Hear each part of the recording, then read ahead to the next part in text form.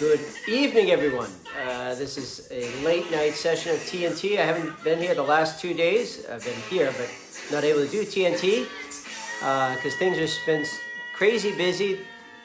That because of COVID, a lot of things have been postponed. Obviously, we didn't have any masses for 2 months, no public masses. So now a lot of parishes are trying to catch up now with First Communions and also with confirmations, those adults that were coming into the church. And so today I just thought I'd tell you about what happened today. Today was an incredible witness of a lot of grace from God. You know, when we see a lot of challenging things happen, it's nice to know also to see that God's moving people's hearts. And many times moving them so that we can face these challenges. But I'll tell you what happened today, just within the parish life and for myself. So this morning, when I got up a little bit before 7, knew we had several masses. We had 4 masses here today. One was just the regular morning mass at 9. And then we had, right after that mass, I had to go to the town of Acushnet, which is about maybe 35, 40 minutes away from here, to do a wedding rehearsal of a couple that the bride, not only she was a parishioner of mine when I was in East Taunton, but prior to that, I knew her from when I was a high school chaplain. And the groom, I've known over the years. I actually met his parents when I was first ordained. I was in New Bedford, Our Lady of Mount Carmel. I got to know his parents in different ways down there.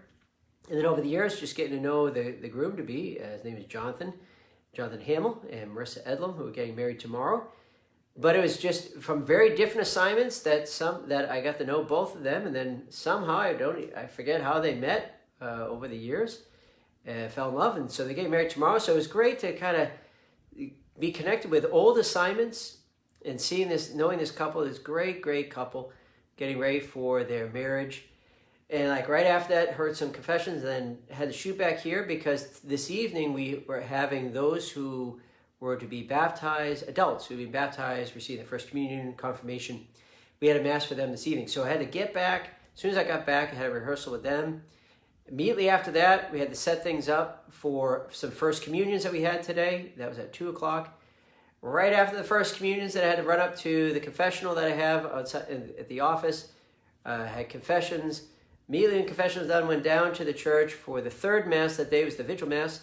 Fortunately, another priest in the diocese, Father Dan Nunes, was able to cover that Mass for me because a priest is only supposed to we're not allowed to do more than 3 Masses in a day. So this was already the third Mass, and I knew I had the one that would be right after that at 6 o'clock for those who are coming into the church. And it was just an extraordinary thing to see with the children who receive their First Communion. With some of them, you can really see this desire and this awareness of that they're receiving Jesus for the very first time in the Eucharist. That sense of their parents accompanying them all through this period. Or even the sacrament of reconciliation, the gift of being able to see people receive the great mercy of the Lord and starting again, and that sense of hope for them. This couple getting married tomorrow, to see over these years, seeing them mature. I mean, I knew both of them when they were much younger, in their early high school years.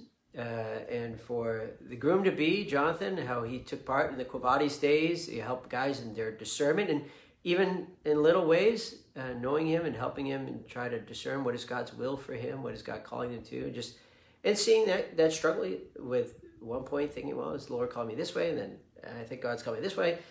And just kind of see a big step of, I wouldn't say finality, but a huge step with someone saying, this is definitely what the Lord's asking me. But then with today, this evening, with those coming into the church, amazing ways, in ways that you would never, like if you met some of these people even not too long ago, you probably would never have guessed that this is what God's going to do. For example, the young woman who was baptized today, it all started with, actually her mother died a few years ago. And she was, that she really struggled with mom and dad. She became very kind of angry towards God. And she knew that she was pretty certain she was baptized as an infant, but that's all. She wasn't really, raised much in faith. There were little, ways that she was taught by her family, extended family.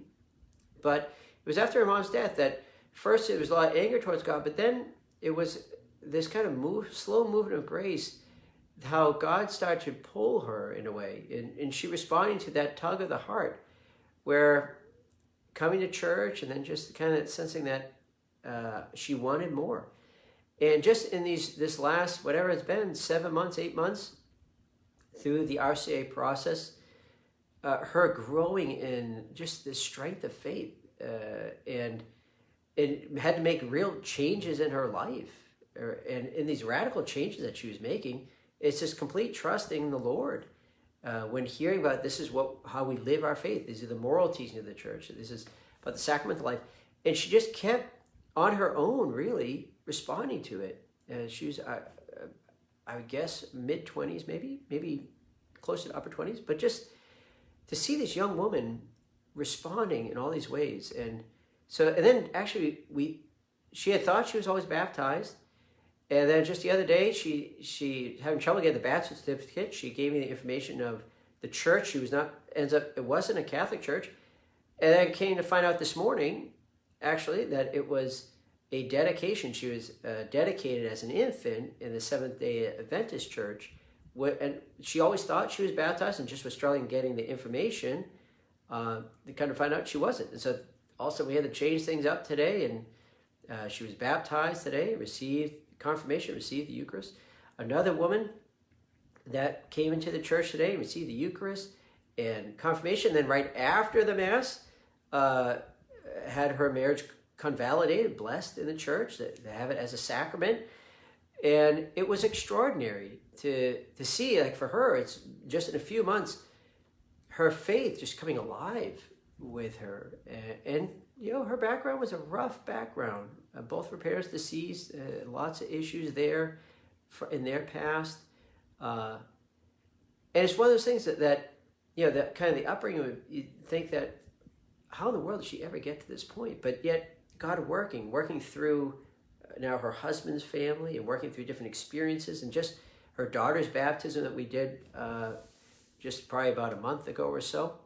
Like just these incredible movements of grace. And same with the others. There's a couple of fiancés that they are looking to be married in church, but they both need to be confirmed. And for the fellow, his name is Justin, that he had never done his first communion. He was baptized as an infant. And so just in these last few months, in the midst of all this stuff with COVID, how to see these young people really wanting to grow in faith, and learning about their faith, and now want to really try to live it. Now it becomes that challenging period now of, okay, how do you really help them? And now that they receive the sacraments, help them to really start to internalize it, start to live it. And that's obviously a great challenge, because a lot of times you have people that receive the sacraments, but then they get back into their old routine. And so these crucial moments where God is calling them to go deeper, they sometimes start to stumble a little bit. But so it's just amazing today. So today there was not only the 4 masses, we had several children receiving their first communion. We had 3 adults receive our Lord for the first time today in the Eucharist. We had 6 of them be confirmed. We had 1 get baptized. We had a marriage convalidated. And obviously we had confessions of people receiving the mercy of the Lord. It was incredible. And so that's why tonight, I know I missed the last 2 days. Last few days have been crazy busy. And I'm sorry that I wasn't able to do T'nT the last few days, but I just figured I got to do it tonight, because I don't usually do it on Sundays. Tomorrow's actually another full day with that wedding that I have, along with some other masses here. We have our usual 3 masses here. And also the adjustments with the weather. We do our masses outside. So today we had rainstorms come through, chance of thunder showers, so we had to move the vigil mass in, and we had to create, fortunately the seminarians who were here, they did this whole setup downstairs in case we had a lot of people. And sadly we didn't have as many people, but they created this kind of overflow downstairs, and we have a projector, and so the mass that's upstairs is being live streamed downstairs, so that if we do have excess amount of people, we don't have to say to anyone, oh, I'm sorry, there's no space. They can go downstairs. We can fit about 30 people down there, spread apart, 6 feet each person. And just to see, like, all these ways that it's this extremely busy day for all the guys here, and just to see the beauty of it, to see the response of it. And you can see that for many different people, there was being touched in faith, being touched to see how these different ways that God was really showing his love and manifesting it, especially through the sacraments, and other people there, just even family, friends, witnessing those receiving the sacraments. For many of them, you can see they were touched. And so in the midst of sometimes this craziness, this crazy period we're living in, to be reminded, God's at work. Obviously, we have to keep learning to respond in greater ways, and especially not only responding with grace in the sacraments and prayer, but then how do we manifest it to others? How do we help others see the truths that God calls us to, the dignity of the person? How do we help others to see the virtuous life, how to act rightly and justly, how help people to keep undergoing the conversion. Conversion applies to all of us. It's not just for a few. But the beauty of today, at least at our parish, was that witness of real conversion of lives happening and giving praise and thanks to God for it. So anyway, I thought I'd just kind of update you with that. Today was not really much of a theology session. I did have my tea. It's gotten a little bit colder. This is a decaf tea that I'm drinking. It's an English breakfast decaf. I'll tell you if it's even warm. Barely warm. It does make iced tea though. But anyway, glad to be able to have some little T'nT session. And so thanks for those of you who probably should be going to bed, who are staying up here probably a little bit too late here. I don't know why you're on Facebook at this point in the night. But anyway, hope you enjoy this session. And we'll get back. We're finishing up on Monday. We'll start to finish up some of the things on marriage as a sacrament. And then we'll get into also some aspects about family life, things about children, raising children.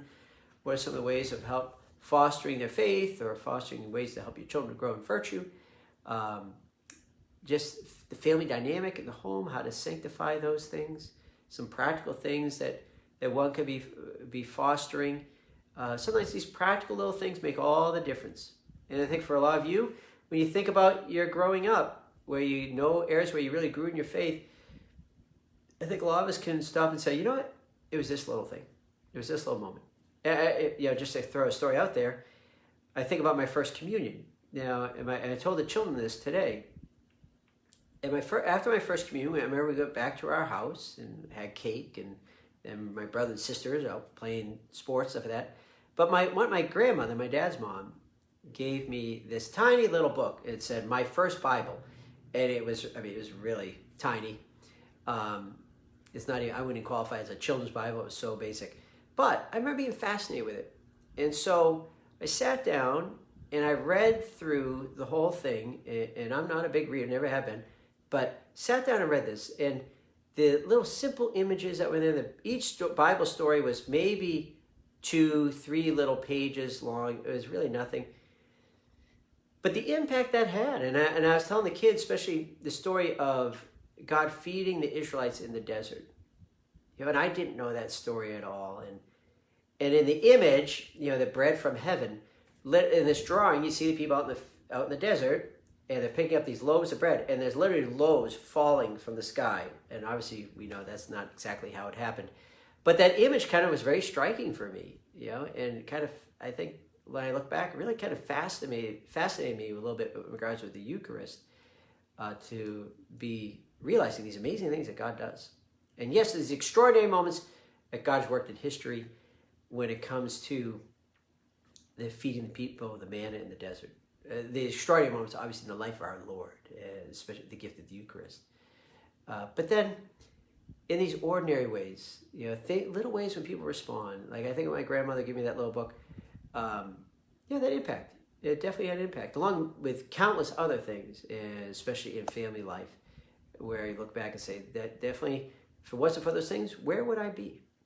But thank God for those things. So anyway, hope everyone has a great day. We'll finish up with a little Frank Sinatra here. It is 10 at night. And so if Frank singing about when you're smiling, the whole world smiles with you. Keep smiling, even though go to bed. It's late. And we'll see you on Monday. Thanks for joining me, all those who sign in here. And let's see, Liz Day, Paul Corcoran, I think that's how you say it, Paul, sorry. Nita and Kelly and Sedalia and Kathy Gibbons, Robert Pimentel and Kathy Custy, Mariana who I've known for many years, down when I was my first assignment, Debbie Furtado. So I know others are watching. I was talking to my mom. Mom says, I'm always watching, but you never say my name. Well, first of all, hi, Mom, if you're watching it.